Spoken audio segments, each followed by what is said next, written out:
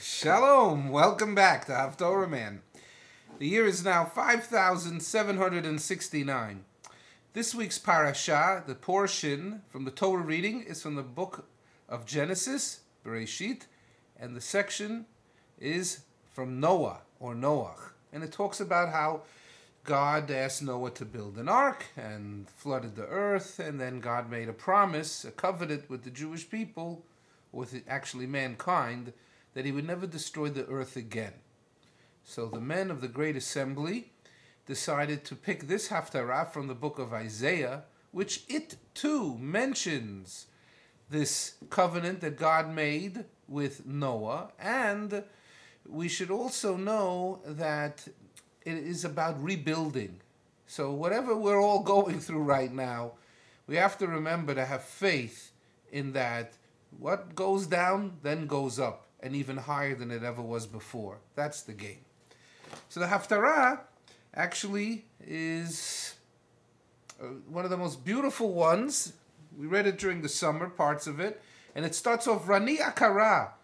The city of Jerusalem is being spoken about by Isaiah to the Jews that are exiled into Babylon. And he's reassuring them that they will return and rebuild the city of Jerusalem, and that it will be repopulated again. Ki yaminu smol, you're going to look to the left, you're going to look to the right, you're not going to believe how many people are going to be in the city of Jerusalem. That Hashem, God, will gather the Jews back into the city of Jerusalem. That there will no longer be any problems as far as the Jewish people being able to stay in their land of Israel. That Jerusalem was ki isha azuvah, like a wife that was abandoned, and now the wedding is about to take place again. And it just says, listen, those 70 years that the Jewish people were in exile from Jerusalem into Babylon, then Persia, and returning, you know what? It happened like that.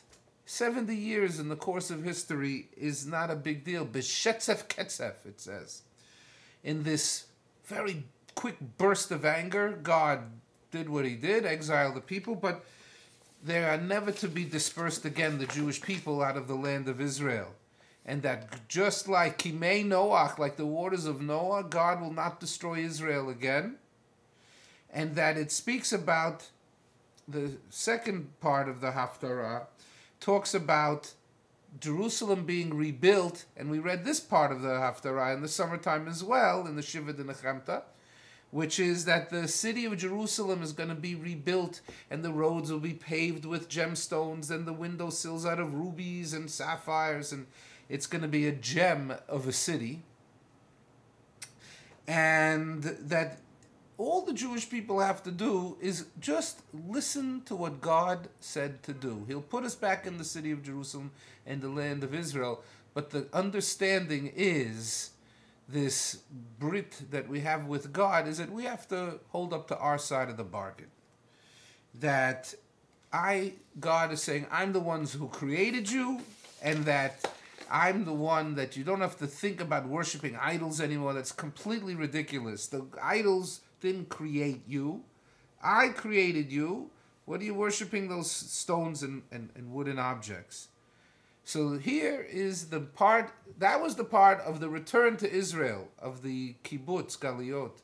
But now Isaiah, in chapter 55, talks in a messianic age. Completely different tone.